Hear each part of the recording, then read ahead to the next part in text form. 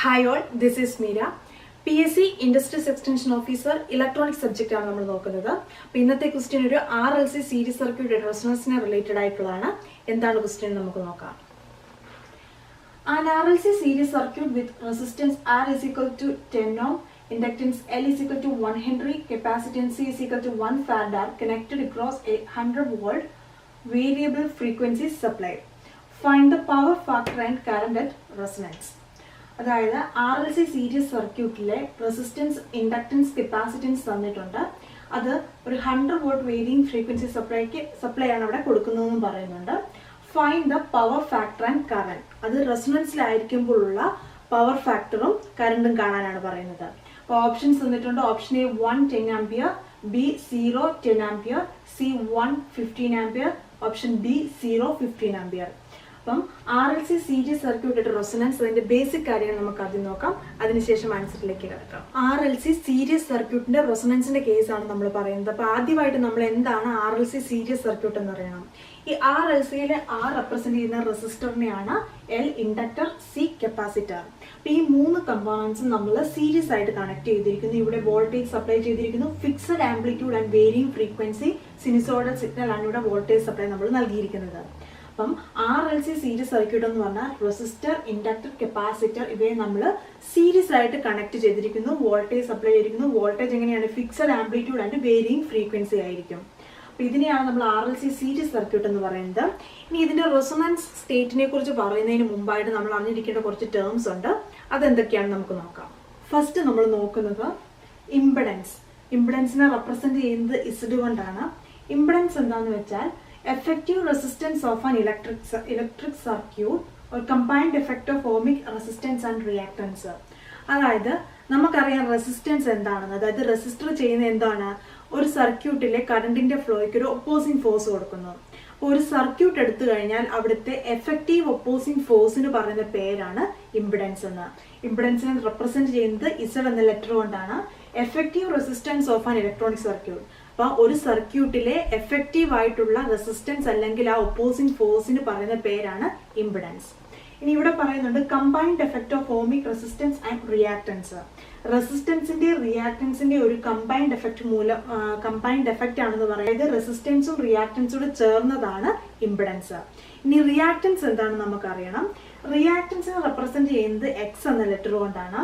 The opposition of a circuit element to change current or voltage arising from the effect of inductance, capacitance or both. അതായത് ഇവിടെ പറയുന്നത് reactance എന്ന് പറയുന്നതും ഒരു opposing force ആണ്. അല്ലെങ്കിൽ ഒരു സർക്യൂട്ടിലെ കറണ്ട് അല്ലെങ്കിൽ വോൾട്ടേജിനെ ചേഞ്ച് ചെയ്യുന്ന ഒരു സർക്യൂട്ട് എലമെന്റ് ആണെന്ന് പറയാം, അല്ലെങ്കിൽ ആ ഒരു ഒപ്പോസിംഗ് ഫോഴ്സ് ആണെന്ന് പറയാം. ഇത് ഏതെല്ലാം കമ്പോണൻസിന്റെ എഫക്റ്റ് കൊണ്ടാണ് ഉണ്ടാകുന്നത്? arising from the effect of inductance or capacitance or both. Inductor അല്ലെങ്കിൽ കപ്പാസിറ്ററിന്റെ പ്രസൻസ് കൊണ്ട് ആ ഒരു സർക്യൂട്ടിൽ ഉണ്ടാകുന്ന ഒരു ഒപ്പോസിംഗ് ഫോഴ്സിന് പറയുന്ന പേരാണ് റിയാക്ടൻസ്. അപ്പൊ ഈ റിയാക്ടൻസും ഈ റെസിസ്റ്റൻസും കൂടെ ചേർന്നതാണ് ഇംപെഡൻസ്. ഇനി നമ്മളോട് ഒരു ക്വസ്റ്റ്യൻ ചോദിക്കുകയാണ്. Non resistive component of impedance in an AC circuit. ഒരു സർക്യൂട്ടിലെ നോൺ റെസിസ്റ്റീവ് ഇംപെഡൻസ് ഏതാന്ന് ചോദിച്ചാൽ ഏതായിരിക്കും? റിയാക്ടൻസ് ആയിരിക്കും. കാരണം ഇംപെഡൻസ് എന്ന് പറഞ്ഞാൽ റെസിസ്റ്റൻസും റിയാക്ടൻസും ചേർന്നതാണ്. ഇപ്പൊ non resistive component of impedance ഒരു ക്വസ്റ്റ്യൻ ചോദിച്ചു കഴിഞ്ഞാൽ അതിന്റെ ആൻസർ റിയാക്ടൻസ് ആയിരിക്കും. അപ്പൊ നമ്മൾ ഇവിടെ പറഞ്ഞു കപ്പാസിറ്ററിന്റെ ഫലമായിട്ടോ അല്ലെങ്കിൽ ഇൻഡക്ടറിന്റെ ഫലമായിട്ടോ നമുക്കിവിടെ റിയാക്ടൻസ് ഉണ്ടാകാം. അപ്പം XL എന്ന് റെപ്രസെന്റ് ചെയ്യുന്നത് ഇൻഡക്റ്റീവ് റിയാക്ടൻസ് ആണ്. XC എന്ന് റെപ്രസെന്റ് ചെയ്യുന്നത് കപ്പാസിറ്റീവ് റിയാക്ടൻസ് ആണ്. അടുത്തായിട്ട് നമ്മൾ നോക്കുന്നത് XL ഇൻഡക്റ്റീവ് റിയാക്ടൻസിന്റെ ഇക്വേഷൻ എന്ന് പറയുന്നത് 2πfL ആണ്. ഇവിടെ L എന്ന് പറയുന്നത് ഇൻഡക്ടൻസ് ആണ്, F എന്ന് പറയുന്നത് ഫ്രീക്വൻസി. ഇനി ഈ ഇൻഡക്റ്റീവ് റിയാക്ടൻസും ഫ്രീക്വൻസിയും തമ്മിലുള്ള റിലേഷൻ എന്താണ്? ഇത് തമ്മിൽ ഡയറക്ട്ലി പ്രൊപ്പോർഷണൽ ആണ്. ഡയറക്ട്ലി പ്രൊപ്പോർഷണൽ എന്ന് പറഞ്ഞാൽ ഫ്രീക്വൻസി കൂടുന്നതിനനുസരിച്ച് ഇൻഡക്റ്റീവ് റിയാക്ടൻസും കൂടിക്കൊണ്ടിരിക്കും. അപ്പൊ നമ്മൾ ഫ്രീക്വൻസി എക്സ് ആക്സിസിലും ഇൻഡക്റ്റീവ് റിയാക്ടനെ വൈ ആക്സിസിലും എടുത്ത് പ്ലോട്ട് ചെയ്യുകയാണെങ്കിൽ നമുക്ക് ലഭിക്കുന്നത് ഒരു സ്ട്രെയിറ്റ് ലൈൻ ആയിരിക്കും. കാരണം ഫ്രീക്വൻസി കൂടുന്നതിനനുസരിച്ച് ഇൻഡക്റ്റീവ് റിയാക്ടൻസും കൂടിക്കൊണ്ടിരിക്കുന്നു. ഇവ തമ്മിൽ ഡയറക്ട്ലി പ്രൊപ്പോർഷണൽ ആണ്. സോ ഒരു സ്ട്രെയിറ്റ് ലൈൻ കർവ് ആയിരിക്കും നമുക്ക് ലഭിക്കുക. ഇനി കപ്പാസിറ്റീവ് റിയാക്ടൻസിന്റെ കേസ് നോക്കാം. XC is equal to 1/2πfc, where F എന്ന് പറയുന്നത് ഫ്രീക്വൻസി ആണ്, C എന്ന് പറയുന്നത് കപ്പാസിറ്റൻസ് ആണ്. ഓക്കെ, ഇവിടെ എന്താണ് relation? XC is indirectly proportional to frequency. അതായത് എക്സ് 1/f പ്രൊപ്പോർഷണൽ ആയിരിക്കുന്നത്. അതിന്റെ മീനിങ് എന്താണ്? ഫ്രീക്വൻസി കൂടുന്നതിനനുസരിച്ച് കപ്പാസിറ്റീവ് റിയാക്ടൻസ് കുറഞ്ഞുകൊണ്ടിരിക്കുന്നു. സോ ഇനി നമ്മൾ ഇത് എടുക്കുകയാണ്, ഫ്രീക്വൻസി എക്സ് ആക്സിലും വൈ ആക്സിസിൽ കപ്പാസിറ്റീവ് റിയാക്ടൻസ് എടുക്കുകയാണെങ്കിൽ നമുക്ക് ലഭിക്കുന്ന കർവ് എന്ന് പറയുന്നത് ഒരു ഹൈപ്പർബോളിക് കർവ് ആയിരിക്കും. അപ്പൊ ഇത് നിങ്ങൾ ശ്രദ്ധിക്കുക. Inductive reactance directly proportional, capacitive reactance inversely proportional to frequency ആണ്. നമ്മൾ അതിന്റെ ഗ്രാഫ് പ്ലോട്ട് ചെയ്യുമ്പോൾ നമുക്ക് ലഭിക്കുക ഇൻഡക്റ്റീവ് റിയാക്ടൻസ് സ്ട്രേറ്റ് ലൈനും കപ്പാസിറ്റീവ് റിയാക്ടൻസ് ഹൈപ്പർബോളിക്കും ആയിരിക്കും. ഇവിടെ എക്സ് ആക്സിസിൽ ഫ്രീക്വൻസിയും വൈ ആക്സിസിൽ ടോട്ടൽ റിയാക്ടൻസ് നമ്മൾ പ്ലോട്ട് ചെയ്യുന്നു. ഇവിടെ ഈ സ്ട്രേറ്റ് ലൈൻ റെപ്രസെന്റ് ചെയ്യുന്നത് ഇൻഡക്റ്റീവ് റിയാക്ടൻസിനെയാണ്, ഹൈപ്പർബോളിക് കർവ് റെപ്രസെന്റ് ചെയ്യുന്നത് കപ്പാസിറ്റീവ് റിയാക്ടൻസിനെയാണ്. അപ്പൊ ഫ്രീക്വൻസി വേരി ചെയ്യുന്നത് നമുക്കറിയാം. വോൾട്ടേജ് സപ്ലൈയുടെ ഫ്രീക്വൻസി ചേഞ്ച് ചെയ്ത് ഒരു പർട്ടിക്കുലർ പോയിന്റ് ആവുമ്പോൾ ഇവിടെ എന്താണ് റെപ്രസെന്റ് ചെയ്യുന്നത്? ഈ ഒരു പോയിന്റിൽ എക്സ് എല്ലിന്റെ വാല്യൂയും എക്സ് സിയുടെ വാല്യൂ ഈക്വൽ ആയിരിക്കും. അതായത് ഒരു പർട്ടിക്കുലർ ഫ്രീക്വൻസിയിൽ inductive reactance and capacitive reactance equal in magnitude and 180 degree out of phase ആയിരിക്കും. ആ ഒരു പർട്ടിക്കുലർ ഫ്രീക്വൻസി നമ്മൾ പറയുന്ന പേരാണ് റെസൊണന്റ് ഫ്രീക്വൻസി. ആ ഒരു സ്റ്റേജിലാണ് RLC സീരീസ് സർക്യൂട്ട് റെസൊണൻസിലായിരിക്കുമെന്ന് നമ്മൾ പറയുക. അതായത് റെസൊണന്റ് ഫ്രീക്വൻസി എന്ന് പറയുമ്പോൾ ആ സ്റ്റേജിൽ inductive reactance equal to capacitive reactance ആയിരിക്കും. അപ്പൊ XL is equal to XC ആണെങ്കിൽ നമുക്കറിയാം ഇതിന്റെ ഇക്വേഷൻ എന്താണെന്ന് നമുക്കറിയാം. ഇക്വേഷൻ ഇതിനെ സോൾവ് ചെയ്യുവാണെങ്കിൽ നമുക്ക് റെസൊണന്റ് ഫ്രീക്വൻസിയുടെ ഇക്വേഷൻ എന്ത് വരും? 1/2π√LC എന്ന് വരും. ഇവിടെ എഫ് ഫ്രീക്വൻസി റെസൊണന്റ് ഫ്രീക്വൻസി ആണ്, എൽ എന്ന് പറയുന്നത് ഇൻഡക്ടൻസ്, സി കപ്പാസിറ്റൻസ്. നമുക്ക് ഇതിന്റെ യൂണിറ്റും കൂടെ നോക്കാം. ഫ്രീക്വൻസിയുടെ യൂണിറ്റ് എന്താണ്? എപ്പോഴും അത് ഹെർട്സ് ആയിരിക്കും. ഇൻഡക്ടൻസിന്റെ യൂണിറ്റ് ഹെൻറി, കപ്പാസിറ്റൻസിന്റെ യൂണിറ്റ് ഫാരഡ് ആയിരിക്കും. ഈ യൂണിറ്റും കൂടി മനസ്സിലാക്കിയിരിക്കുന്നത് നല്ലതാണ്. റെസിസ്റ്റൻസിന്റെ യൂണിറ്റ് ഓം ആണെന്ന് നമുക്ക് അറിയാം. റിസൊണൻസ് സ്റ്റേറ്റിലെ കറണ്ട് എന്തായിരിക്കും? അപ്പോൾ കറണ്ടിന്റെ വാല്യൂ എങ്ങനെ കണ്ടെത്താമെന്ന് നോക്കാം. അതായത് നമ്മൾ പറഞ്ഞു റിസൊണൻസ് സ്റ്റേറ്റിലെ ഇൻഡക്റ്റീവ് റിയാക്ടൻസും കപ്പാസിറ്റീവ് റിയാക്ടൻസും equal in magnitude and 180 degree out of phase ആയിരിക്കും. അപ്പൊ 180 ഡിഗ്രി ഔട്ട് ഓഫ് ഫേസ് എന്ന് പറഞ്ഞു കഴിഞ്ഞാൽ അത് തമ്മിൽ ക്യാൻസൽ ആയി പോകും. അപ്പം അതിന് എക്രോസ് ആയിട്ടുള്ള വോൾട്ടേജ് ഡ്രോപ്പ് എന്ന് പറയുന്നത് 0 ആയിരിക്കും. ഇൻഡക്ടറും കപ്പാസിറ്ററും ഒരു ഷോർട്ട് സർക്യൂട്ട് ആയിട്ട് ആക്ട് ചെയ്യും. അപ്പൊ നമുക്ക് പറയാം റെസൊണൻസിന്റെ കേസിൽ അതൊരു പ്യുവർ റെസിസ്റ്റീവ് സർക്യൂട്ട് ആയിട്ട് മാറുന്നു. അതായത് അവിടുത്തെ കറണ്ടിനെ ഒപ്പോസ് ചെയ്യുന്ന ഫോഴ്സ് എന്ന് പറയുന്നത് ഏറ്റവും മിനിമം റെസിസ്റ്റൻസ് മാത്രമേ കാണത്തുള്ളൂ.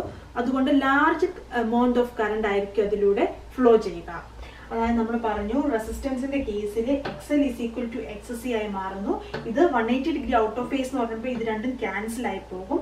പിന്നീട് അവിടുത്തെ ടോട്ടൽ ഇംപെഡൻസ് എന്താണ്? റെസിസ്റ്റൻസ് മാത്രമാണ്. അപ്പൊ ഒരു മിനിമം ഒരു ഒപ്പോസിംഗ് ഫോഴ്സ് മാത്രമേ അവിടെ കിട്ടുന്നുള്ളൂ. അതുകൊണ്ട് അവിടുത്തെ current large amount of current ആയിരിക്കും. അതായത് റെസൊണൻസിന്റെ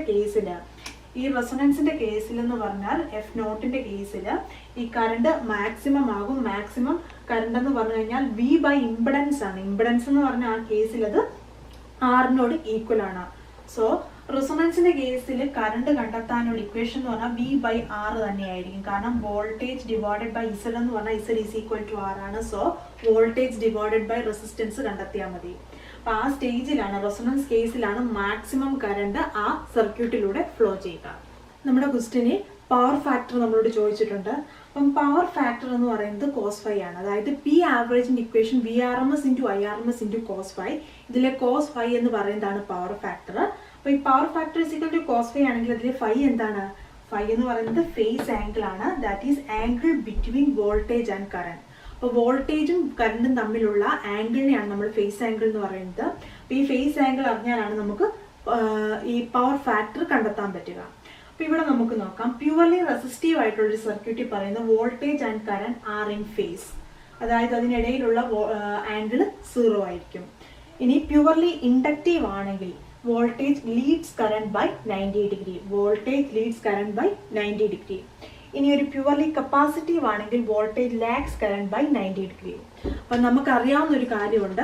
റെസൊണൻസിന്റെ കേസിൽ വോൾട്ടേജ് അക്രോസ് ദിസ് കപ്പാസിറ്ററും വോൾട്ടേജ് അക്രോസ് ദിസ് ഇൻഡക്ടർ എന്ന് പറയുന്നത് ക്യാൻസൽ ആയി പോകും. ബിക്കോസ് ഇത് 180 ഡിഗ്രി ഔട്ട് ഓഫ് ഫേസ് ആണ്. അപ്പൊ റെസൊണൻസിന്റെ കേസിൽ എന്താണ്? പ്യുവർലി റെസിസ്റ്റീവ് ആയിരിക്കും സർക്യൂട്ട്. പ്യുവർലി റെസിസ്റ്റീവ് ആണ് സർക്യൂട്ട് എങ്കിൽ വോൾട്ടേജ് ഫേസ് ആംഗിൾ, അതായത് വോൾട്ടേജിനും കറണ്ടിനും ഇടയ്ക്കുള്ള ആംഗിൾ എന്താണ്? ദേ ആർ ഇൻ ഫേസ് ആയതുകൊണ്ട് 0 ആയിരിക്കും. അപ്പം 0 ആണ് phi എന്ന് പറയുന്നത്. ഫേസ് ആംഗിളും ഫൈ ആണെങ്കിൽ പവർ ഫാക്ടർ കാണാൻ വേണ്ടി നമുക്ക് കോസ് ഫൈ എന്ന ഇക്വേഷൻ യൂസ് ചെയ്യാവുന്നതാണ്. ഇവിടെ ക്വസ്റ്റ്യൻ നമ്മളോട് റെസൊണൻസിന്റെ ടൈമിലുള്ള പവർ ഫാക്ടറും കറണ്ടും കാണാനാണ് പറഞ്ഞിരിക്കുന്നത്. അപ്പം നമുക്കറിയാവുന്ന ഒരു കേസ് ഉണ്ട്. റെസൊണൻസിന്റെ കേസിൽ ടോട്ടൽ ഇംപിഡൻസ് എന്ന് പറയുന്നത് എന്തിനോട് ഈക്വൽ ആണ്? അവിടുത്തെ റെസിസ്റ്റൻസിനോട് ഈക്വൽ ആണ്. കാരണം പ്യുവർലി റെസിസ്റ്റീവ് ആയിരിക്കും റെസൊണൻസിന്റെ ടൈമിൽ ആ സർക്യൂട്ട്. അപ്പം വോൾട്ടേജ് അറിയാമെങ്കിൽ അതിന്റെ ഇംപിഡൻസും അറിയാമെങ്കിൽ നമുക്ക് കറണ്ട് കണ്ടെത്താം. Current is equal to V by R. വി എന്ന് പറയുന്നത് എന്താണ്? 100 വോൾട്ട് എന്ന് നമുക്ക് തന്നിട്ടുണ്ട്. Resistance R is equal to 10 ohm ആണ്. സോ ഇത് തമ്മിൽ ക്യാൻസൽ ചെയ്യുമ്പോഴത്തേക്കും 10 ആംപിയർ. കറണ്ടിന്റെ യൂണിറ്റ് എന്താണ്? ആംപിയർ ആണ്. സോ നമുക്ക് ഓപ്ഷൻ എയിലും ഓപ്ഷൻ ബിയിലും 10 ആംപിയർ തന്നിട്ടുണ്ട്. ഇനി നമുക്ക് അടുത്തായിട്ട് കാണേണ്ടത് പവർ ഫാക്ടർ ആണ്. പവർ ഫാക്ടർ എന്ന് പറയുന്നത് is equal to cos phi ആണ്. വേർ ദിസ് ഫൈ എന്ന് പറയുന്നത് എന്താണ്? Phase angle. ഫേസ് ആംഗിൾ എന്ന് പറഞ്ഞാൽ നമ്മൾ പറഞ്ഞു വോൾട്ടേജിനും കറണ്ടിനും ഇടയിലുള്ള ആംഗിൾ ആണ്. റെസൊണൻസിന്റെ കേസിൽ ഈ ഫൈ എന്ന് പറയുന്നത് എന്തായിരിക്കും? 0 ആയിരിക്കും. കാരണം വോൾട്ടേജും കറണ്ടും എന്താണ്? ഇൻ ഫേസ് ആണ് പ്യുവർലി റെസിസ്റ്റീവ് കേസിൽ. So phi is equal to 0 ആണ്. പവർ ഫാക്ടർ കോസ് 0 എന്ന് പറയുന്നത് എന്തായിരിക്കും? 1 ആയിരിക്കും. അപ്പൊ റെസൊണൻസിന്റെ കേസിൽ പവർ ഫാക്ടർ എപ്പോഴും യൂണിറ്റി ആണ്, 1 ആണ്. സോ ഓപ്ഷൻ എ ആണ് നമ്മുടെ answer. Option A power factor 1ഉം കറണ്ട് അറ്റ് റെസൊണൻസ് 10 ആംപിയർ ആണ്. അപ്പൊ നിങ്ങൾക്ക് ഈ ക്ലാസ് യൂസ്ഫുൾ ആണെങ്കിൽ പ്ലീസ് സബ്സ്ക്രൈബ് മൈ ചാനൽ. നമുക്ക് അടുത്ത ക്ലാസ്സിൽ കാണാം. ബൈ.